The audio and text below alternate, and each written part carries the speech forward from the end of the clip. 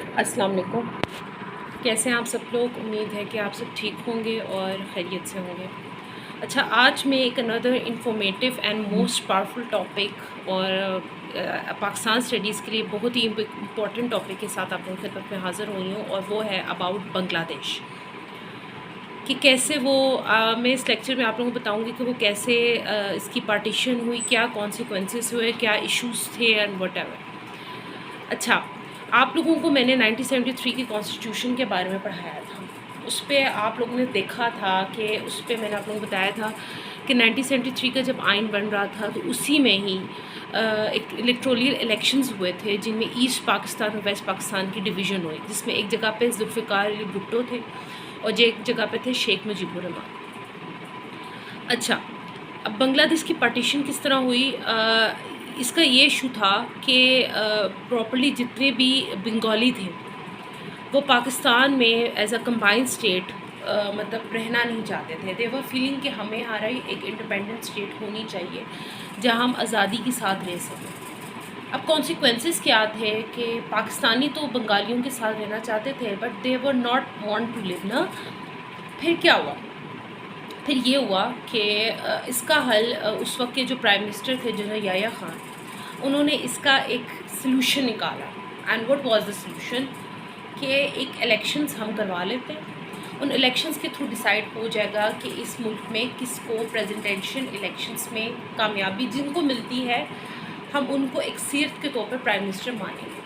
अच्छा, अब सीन क्या हुआ कि इलेक्शंस हुए और इलेक्शंस में शेख मुजीबुर रहमान भारी अक्सरियत से जीत गए और जुल्फ़िकार भुट्टो को कुछ जो था उस चीज़ पे ना मिल सका। अच्छा, बंगाली भी इस शर्त में मान गए थे कि अगर हम इलेक्शंस होते हैं तो ऐसे बंदे को रखें जो हमारे लिए एक सिरती तौर पे हमारा एक लीडर हो, हम दो लीडर्स को नहीं मान सकते।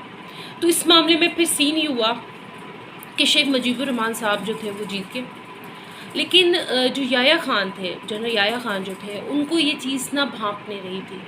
वो सोच रहे थे कि ये कैसे हो सकता है कि एक बंगाली एक सीटों को करे, एक्सेप्ट नहीं कर रहे थे वो, तो उन्होंने इस इलेक्शंस को निगलेक्ट किया। अब देखिए, निगलेक्शन का मकसद ये होता है कि आपने जो इलेक्टोरल इलेक्शंस हुए उसको एक्सेप्ट नहीं किया। अब वो इसकी वजह से एंगर सबको फील हुआ, गुस्सा चढ़ा। अब बंगालियों का रिएक्शंस तो एक तरह से जायज़ भी था, लेकिन जो वहाँ के प्रेसिडेंट थे, सॉरी प्राइम मिनिस्टर थे, उन्होंने इस चीज़ को नहीं किया, याह्या खान ने। अच्छा, फिर क्या हुआ? फिर उसके बाद उन्होंने याह्या खान ने काम किया कि वहाँ उस वक्त के यूएसए के जो प्राइम मिनिस्टर थे उनसे रिचर्ड आर्मन, ठीक है, उनसे मिलने गए और उनसे अपनी एक हेल्प सपोर्ट मांगी कि इन बंगालियों से हम किस तरह जान छुड़ा सकते हैं। उसके लिए सबसे पहले उन्होंने प्रेसिडेंट वाशिंगटन में इनके लिए मीटिंग की, ठीक है, मीटिंग की, प्रेसिडेंटली मीटिंग की, ठीक है। अच्छा, उसके बाद ये हुआ कि उन्होंने उनसे थोड़ी सी पर्सनली हेल्प मांगी।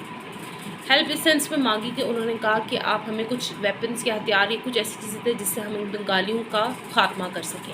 अब देखा जाए, पंगाबाजी तो उधर से भी थी और इधर से भी थी, ठीक है, कॉन्सिक्वेंसेस तो दोनों जगह पे आ रहे थे। फिर ये हुआ कि रिचर्ड आर्मन जो उधर के यूएसए के प्राइम मिनिस्टर थे, उन्होंने उनकी हेल्प की और उनको बहुत सारी एड और वेपन्स प्रोवाइड की। और वो इसका नतीजा ये हुआ कि उन्होंने बंगालियों को टारगेटेड तौर पर मारना शुरू कर दिया। अब देखें, आप मारना शुरू करते तो बहुत से इसका कॉन्सिक्वेंस हो के बहुत से बंगाली मारे भी गए, कुछ जो औरतें थीं उनके साथ रेप भी किया गया, जो वहाँ के उनके जो प्राइम मिनिस्टर थे उनको गिरफ़्तार कर दिया गया। अच्छा, अब ये कॉन्सिक्वेंसेस हम ड्रॉबैक में बता रहे हैं कि इलेक्शंस के बाद के ड्रॉबैक्स मैं आप लोगों को बताना चाह रही हूँ। अच्छा, फिर क्या हुआ? फिर ये हुआ कि अचानक फिर इस कॉन्सिक्वेंसेस का ये फ़ायदा हुआ कि याह्या खान की हुकूमत अचानक ख़त्म हो गई, ठीक है बेटा। उसके बाद फिर ये हुआ कि अचानक ही शेख मुजीबुर रहमान जो थे वो बाहर निकल आए, और उन्होंने फिर ये सोच लिया, पहले तो वो इस चीज़ पे डाउटफुल थे कि हम पाकिस्तानियों के साथ रह के एक अपनी कर सकते हैं, लेकिन जब उन्होंने ये सब देखा तो उन्होंने कहा कि हम अब नहीं रहेंगे, अब एक बांग्लादेश के तौर पे एक अलग स्टेट के तौर पर एक अपनी मुमलिकत कायम करेंगे। तो उसका फिर कॉन्सिक्वेंसेस ये हुआ कि 1973 में बांग्लादेश के नाम से एक मुमलिकत मार्ज़ वजूद में आ गई और लोग उधर बंगाली इनसे सेपरेटेड हो गए। तो बताने का मकसद ये है कि हिस्ट्री में, कि अगर हम हिस्ट्री पे जाएं तो ये सिर्फ एक साइडेड नहीं था, दोनों साइडेड से ये चीज़ काम ख़राब था, ठीक है। तो ये चीज़ दोनों साइड से ख़राब हुई और उसके बाद फिर ये है कि ये इश्यूज़ अब तक उस चीज़ पे हुआ। अब मेरा एक सवाल है कि देखिए, बांग्लादेश हो सकता है सेपरेट ना भी होता, हो सकता था मे बी कि बांग्लादेश जो है वो सेपरेट ना होता, लेकिन ये है कि ये कॉन्सिक्वेंसेस इस वजह से हुआ कि आई बिलीव कि अगर वो इलेक्शंस को एक्सेप्ट कर भी लेते, लेकिन पाकिस्तानियाँ ये जो उस वक्त के जो प्राइम मिनिस्टर थे याह्या खान, वो उस चीज़ को एक्सेप्ट इस सेंस में नहीं कर पा रहे थे। वो ये कह रहे थे कि अगर हम लोग एक्सेप्ट करते हैं तो हम उनके माथे दें, मतलब ईगो दोनों साइड पर थी ना। जब एक जगह से दूसरी जगह तक दोनों साइड से ईगो हो तो फिर आपको पता है कि बहुत ज़्यादा मुश्किल होता है। अब ये कॉन्सिक्वेंसेस हुए, कत्लो गारत हुई। ये इट्स नॉट अबाउट कि बंगालियों के साथ, और बंगालियों ने पाकिस्तानी जो मुस्लिम्स थे उधर ढाका में जो भी पढ़े थे उनके साथ तो फैसस के साथ बहुत गलत किया, जो उनके हक़ पे बात करते थे उनको वहाँ से निकाला, टीचरों को निकाला, दरबदर किया, हुआ दोनों तरफ से था, लेकिन सेपरेट हो गया।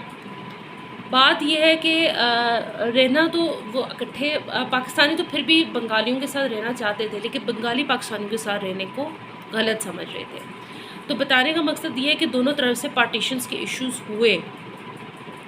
तो ये एक शॉर्ट रिव्यू पे मैंने आपको बांग्लादेश का हिस्ट्री और रिव्यू बताना चाहिए कि ये सारा है। अगर इसके ऊपर क्वेश्चन आता भी है तो ये क्वेश्चन इस सेंस में आ सकता है कि write a review about Bangladesh and how it has been separated, कि बांग्लादेश की तकसीम के बारे में तफसीलन लिखें और इसकी तकसीम किन असबाब के तहत। तो असबाब में बेटा आप ये भी लिख सकते हैं, मुख्तलिफ पॉइंट्स इसमें आ जाते हैं असबाब, ठीक है, बंगाल की तकसीम के असबाब।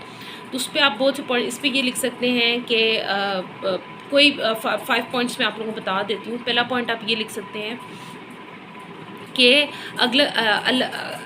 अलग रियासत का तस्वर, ठीक है, अलग रियासत का तस्वर, ठीक है। दूसरा, शूर अमांगी में फुकदान, ठीक है, अलग रियासत का तस्वर, शूर अमांगी में फुकदान।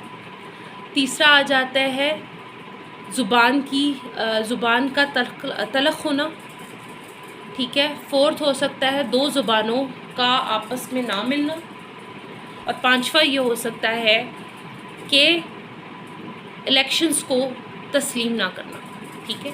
ये 5 पॉइंट्स ही मैं आप लोगों को बता रही हूँ कि जो आप इस पर डिटेली कर सकते हैं पेपर में, अगर आप लोगों के इसके गोल्डन यूनिवर्सिटी के पेपर्स में आता है, ठीक है। तो उसकी क्रिटिकल रिव्यू में आपको मैंने शॉर्ट रिव्यू में एक्सप्लेन कर दिया है कि बांग्लादेश कैसे सेपरेट हुआ और उसके कॉन्सिक्वेंसेस क्या थे, ठीक हो गया। तो ये मैंने आज आप लोगों को एक्सप्लेन, होपफुली आप लोगों को इसका थोड़ा सा शॉर्ट रिव्यू पर मैंने एक्सप्लेन करना चाहा, आपको समझ आ गई होगी। तो इंशाल्लाह कल फिर मैं आप लोगों के साथ फिर इसके एक अनदर इन्फॉर्मेटिव टॉपिक के साथ आप लोगों की खिदमत पे हाज़िर होगी। अपना बहुत ख्याल रखिएगा। अल्लाह हाफ़िज़।